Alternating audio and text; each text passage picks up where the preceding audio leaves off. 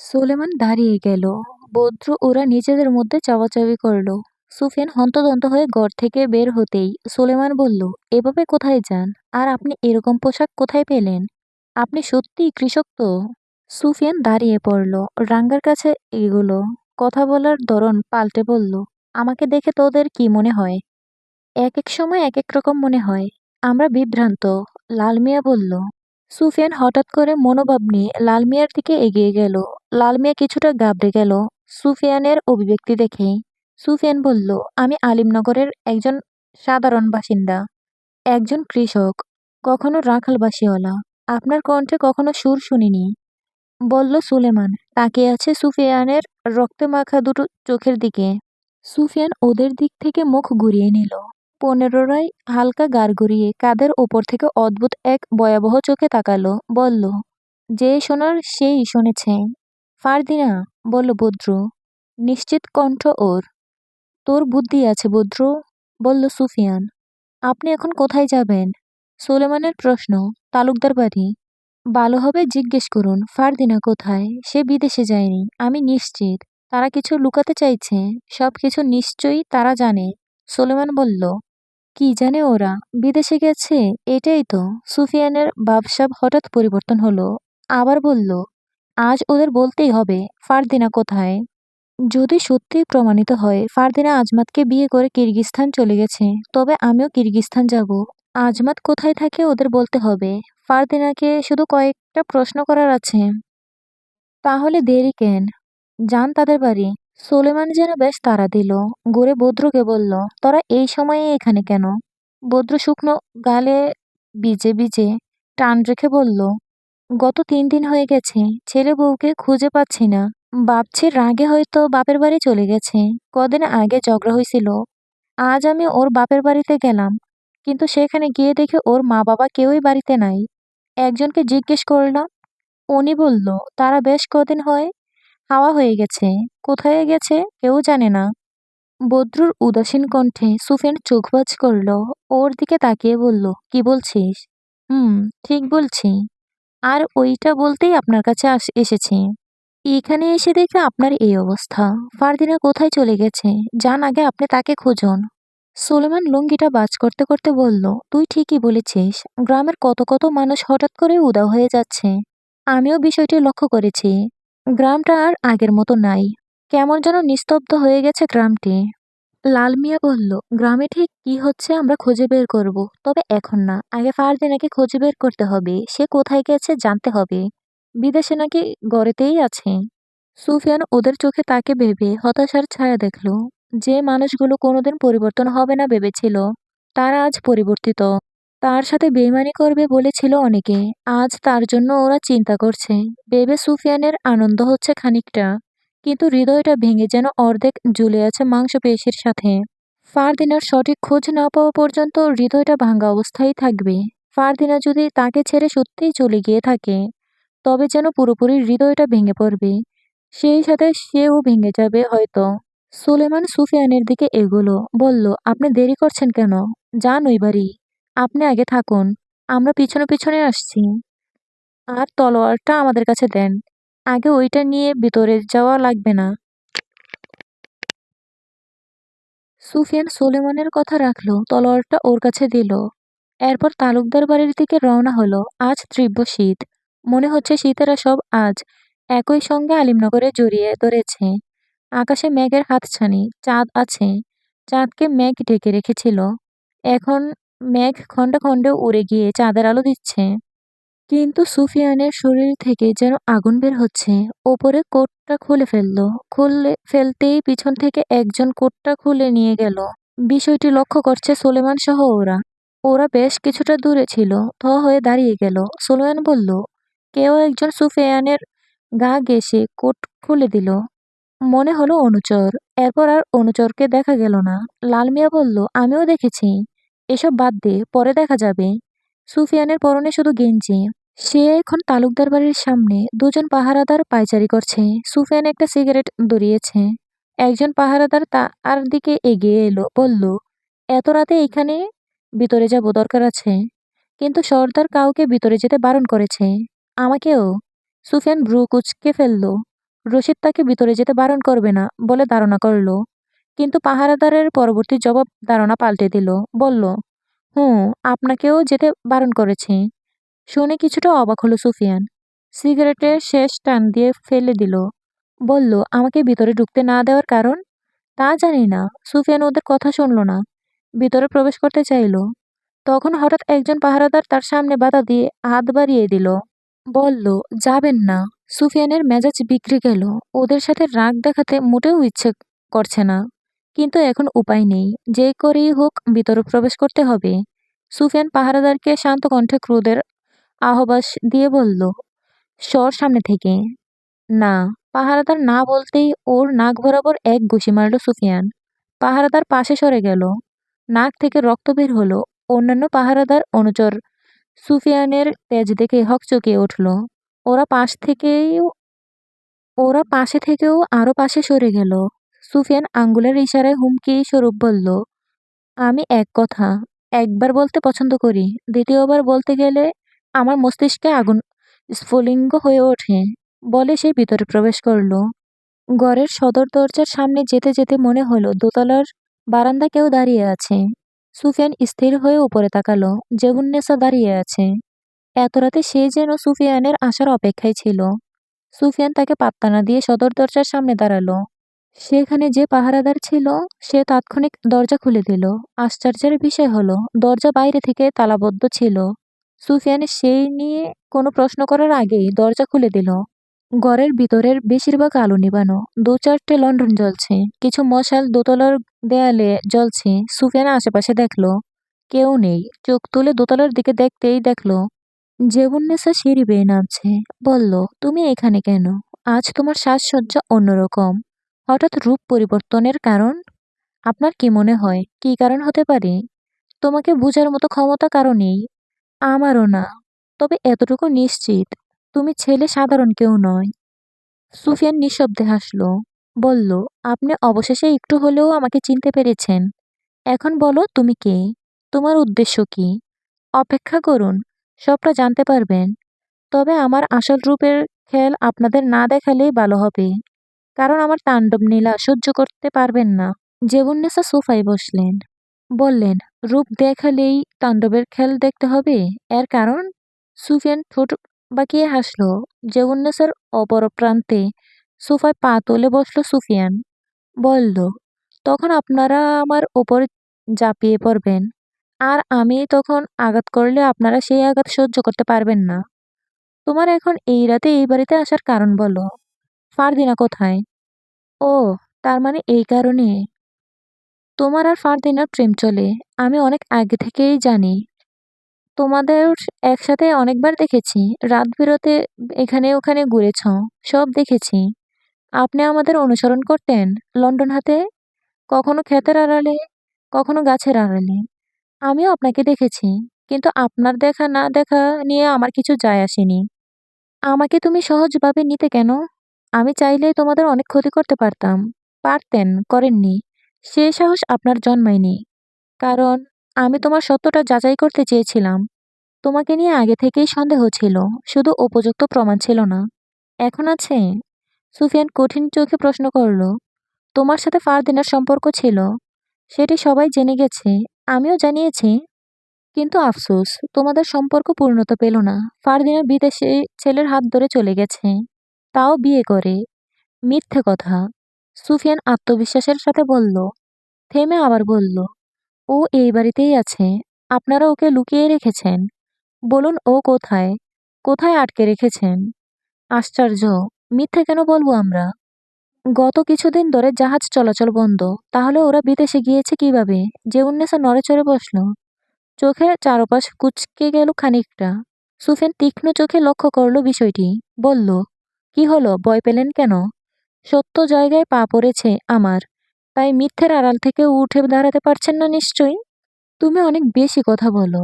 ওরা ওরা হয়তো অন্য পথে গেছে। কথাগুলো এলোমেলো ছিল। সুফিয়ান হেসে ফেলল। বলল, তোতলাচ্ছেন কেন? যে সত্য কথা বলে সে কখনো তোতলায় না। পান মুখে তাই। কথা আটকে গিয়েছিল। এটাও মিথ্যে কথা। ওনার মুখ একদম পরিষ্কার। মুখে পান থাকলে ঠোঁট লাল থাকতো, চিবুতো। সুফিয়ান স্পষ্ট দেখলো ওনার মুখে পান নেই। মুখে কিছু রেখে কথা বললে কথা বারও শোনায়।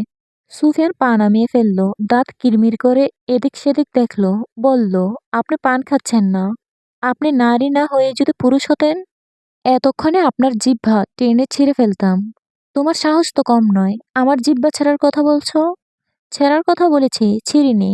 আপনার ভাগ্য ভালো, বেশিক্ষণ ভালো থাকবে না যদি সঠিক তথ্য না দেন।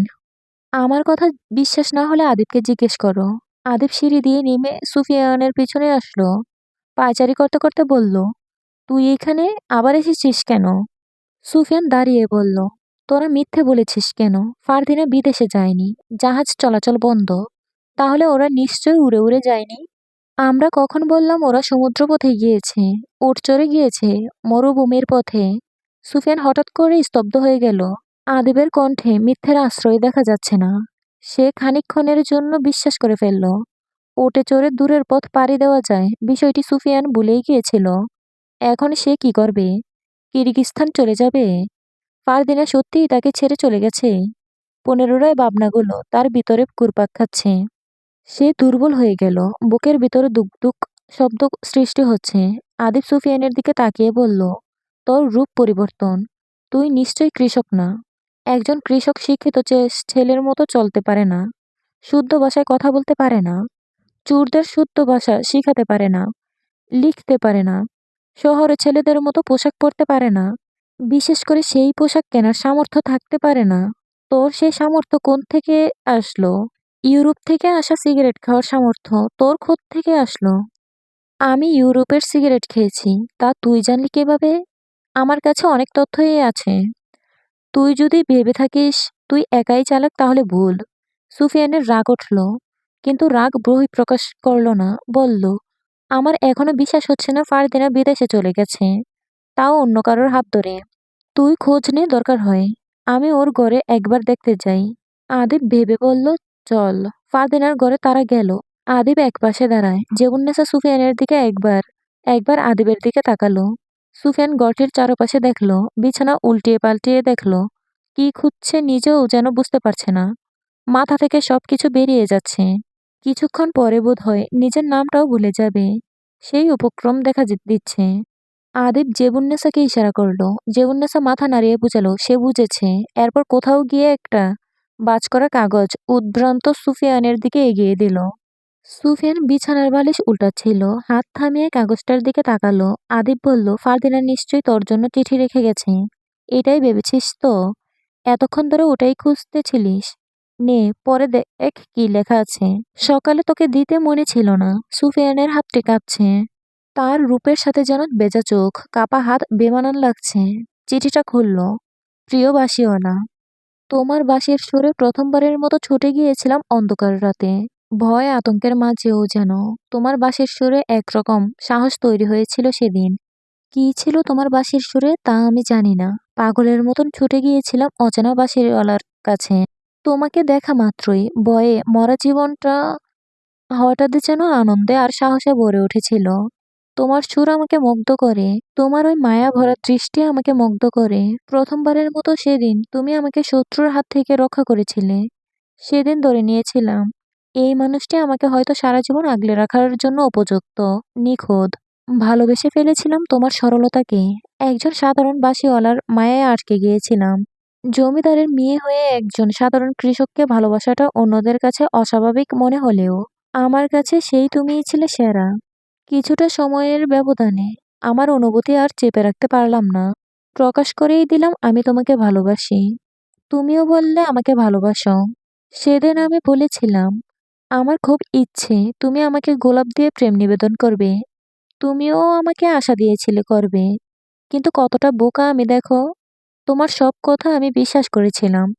বিয়ের প্রতিশ্রুতি দিয়েছিলে, আমি বিশ্বাস করেছিলাম, আশায় থেকেছি। আমি বোকা ছিলাম সুফিয়ান। তুমি বলতে না আমি বোকা, গর্দভ, বুদ্ধিহীন। সত্যিই আমি তাই। নয়তো তোমাকে খুঁজতে পাগলের মতো তোমার গ্রামে ছুটে যেতাম না। সেদিন বোধহয় তোমার গ্রামে যাওয়া উচিত হয়নি। তোমার আসল রূপ আমাকে নাড়িয়ে দিয়েছিল। তুমি মিথ্যে বলেছ। তুমি সাধারণ কেউ নও। তুমি আমাকে মিথ্যে আশা দিয়ে অন্য কাউকে বিয়ে করে নিয়েছ। তোমাকে অন্য কারোর সাথে দেখে নিজেকে সামলাতে পারিনি। ভেঙে পড়েছিলাম সেদিন, পুরোপুরি শেষ হয়ে গিয়েছিলাম। আমি আমার সবটুকু ভালোবাসা দিয়েও তোমাকে পাইনি। আমার সবকিছু বিলিয়ে দিয়েও তোমাকে ধরে রাখতে পারিনি। তুমি বলেছিলে না, যে সম্পর্কের সেতু মিথ্যা বন্ধন দিয়ে তৈরি হয়, সেই সম্পর্ক কোনোদিন পূর্ণতা পায় না। তুমি ঠিকই বলেছ। সেদিন তোমার কথাটাই আজ বাস্তব প্রমাণিত হয়েছে। আমাদের সম্পর্ক পূর্ণতা পায়নি। কিভাবে পাবে? তুমি তো আমাকে ভালোই বাসনি। আমি বোকার মতো ভালোবেসে আজ সত্যিই হেরে গেছি। আমি তোমাকে অভিশাপ দেব না। সবসময় চাইবো তোমার ভালো হোক। তোমার স্ত্রীকে নিয়ে ভালো থেকো। আফসোস, তোমার বাঁশির সুর আর শোনা হলো না। আর হয়তো কোনোদিন হবেও না। আমি দূরে চলে যাচ্ছি। এখানে থাকলে তোমার কথা বেশি বেশি মনে পড়বে। তোমার স্মৃতিগুলো নাড়া দিবে। সহ্য করতে পারবো না। ভালো থেকো। ইতি বোকা ফারদিনা। সুফিয়ান চিঠিটা পড়তে পড়তে চোখ দুটো একদম ভিজে গিয়েছে জলে। চিঠির ওপরেই কয়েক ফোঁটা চোখের জল পড়েছে। ফারদিনা সেদিন কষ্ট পেয়েছে, অনেক কষ্ট হয়েছে তার। এই মুহূর্তে সুফিয়ানের কষ্ট হচ্ছে ফারদিনার কথা ভেবে। তার জন্য ফারদিনা ভেঙে পড়েছিল, অজস্রে কেঁদেছিল। না জানি কতটা পাগলের মতো ছটফট করেছিল। সুফিয়ানের সেই ভেবে ভেতরটা ভেঙে চুরমার হয়ে যাচ্ছে। আদিব বলল, যেটা খুঁজেছিস পেয়েছিস, এখন চলে যা। সুফিয়ান নিজেকে কয়েক সেকেন্ডের জন্য সামলে বলল, ও চলে গেছে দূরে, সেটি উল্লেখ আছে। কিন্তু আজমাতকে বিয়ে করেছে সেসব তো উল্লেখ নেই। আমি কিভাবে বিশ্বাস করব ও সত্যিই বিয়ে করেছে? আদিব স্বাভাবিকভাবেই জবাব দিল, আজমাতকে বিয়ে করতে চায়নি। আমরা জোর করেছি, এরপর রাজি হয়েছে। কেননা বিদেশ যাবে, কোথায় যাবে? কার কাছে থাকবে, মেয়ে মানুষ, সেসব ভেবেই ওর সঙ্গে বিয়ে দিয়েছি। চিঠিটা তোকে পাঠানোর উদ্দেশ্যে লিখেছিল, কিন্তু সেই সুযোগ আর হয়নি। তাই আমরাই রেখে দিয়েছি। আজমাত কোথায় থাকে? কিরগিস্তানের। তোকে কোনোভাবেই বলবো না ওর সংসার ভেঙে যাক, তা আমি চাই না। তুই ওকে সত্যিই ভালোবাসলে ওকে ভুলে গিয়ে সুখে থাকতে দে। আর এখন চলে যা। আর একটা কথা, তুই তোর কারণেই ওকে হারিয়েছিস। তাই আমাদের ফারদিনাকে দোষারোপ করিস না। ফিরে যা। সুফিয়ান ঠিক কি বলবে বুঝতে পারল না। কোনো জবাব যেন খুঁজে পেল না। জবাব দেওয়ার জন্য হলেও শব্দ তৈরি করতে হয়, সেই শব্দই যেন ভুলে যাচ্ছে। চিঠিটা পকেটে রাখল। জেবুন্নেসা সুফিয়ানের দিকে তাকালেন। বললেন, তোমাকে দেখে বেশ দাঁড়ালো মনে হয়। তোমাকে কাঁদলে একদম সুন্দর দেখায় না, আর কেঁদো না। তুমি যেহেতু কৃষক নও সেহেতু অনেক সুন্দরী মেয়ে পাবে। জেবুন্নেসা অপমানসূচক কণ্ঠে বললেন। সুফিয়ান চোয়াল শক্ত করে ওনার দিকেই তেড়ে যাচ্ছিল। তারপর হঠাৎ করে থেমে গেল। পুনরায় ঘরটির দিকে তাকালো। জেবুন্নেসা আবারও বললেন, সুফিয়ানকে চলে যেতে। সুফিয়ান নির্বিঘ্নে ঘরটি থেকে বের হলো। বাড়িটির আনাচে কানাচে অবধি তাকাচ্ছে। প্রতিটি দেয়ালে যেন তার দিকে তাকিয়ে ছি ছি করছে। তালুকদার বাড়ি ছেড়ে চলে যেতে মনে পড়ল ফারদিনার গোলাপ গাছটার কথা। শেষবারের মতো একবার গাছটা দেখবে। ফারদিনা চলে গেছে চিঠিতে স্পষ্টভাবে উল্লেখ করা। তবুও বিষাদ মন মানছে না। যদি সবকিছু কোনোভাবে মিথ্যে হয়। ছাদের একপাশে মশাল জ্বলছে। সুফিয়ান একটা মশাল হাতে নিয়ে গাছটির নিকট গেল। মরে গেছে গাছটি। সুফিয়ানের বুকটা ছেদ করে উঠল। চোখের জলে সীমান্ত পেরিয়ে যাচ্ছে। ছাদটা দেখল। এখানে বসেই একদিন ফারদিনাকে জড়িয়ে ধরেছিল। ফারদিনা সেদিন কেঁদেছিল যেন ঠিক সুফিয়ানের বুকের মাঝখানটাতে বসে।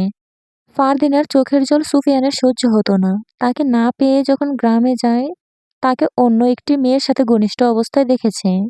তখন ফারদিনা ঠিক কেমন লেগেছে ভেবেই সুফিয়ানের কান্না পাচ্ছে। প্রচণ্ড কান্না পাচ্ছে।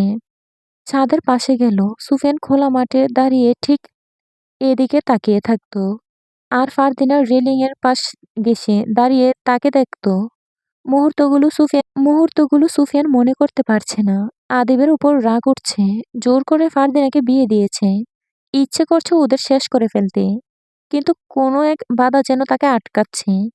ও নিশ্চয়ই জানবে আজমাত কোথায় থাকে। নরম গলায় নয়, কঠিন গলায় জিজ্ঞেস করতে হবে। সুফিয়ানেরও দোষ আছে বলে ওদের সাথেও খুব একটা রাগ দেখাচ্ছে না। সে ফারদিনের সাথে মিথ্যে বলেছে ভেবে তার নিজেকে অপরাধী মনে হচ্ছে। সুফিয়ান নিচে গেল। বৈঠকখানায় আদিব, সাইম, আরিব, রায়ান বসে আছে। ওরা বেশ চুপচাপ, যতটা চুপচাপ থাকার কথা নয়। সুফিয়ানের কোনো কারণে সন্দেহ হলো। কোথাও রশিদকে দেখা গেল না। কঠিন গলায় জিজ্ঞেস করলো, চাচা কোথায়? শহরে গেছেন, বলল সায়েম। রায়ান দাঁড়িয়ে সুফিয়ানের সামনে এলো। বলল, তুই ছাদে গিয়েছিস? হয়তো কিছু খুঁজতে। পেয়ে থাকলে এখন চলে যা। সুফিয়ান রায়ানের চোখের দিকে সরাসরি তাকিয়ে বলল, যদি ফারদিনা বিদেশে গিয়ে থাকে তবে আজমাত কোথায়? আমার সেই ঠিকানা ঠিক আগামী 12 ঘন্টার মধ্যে চাই।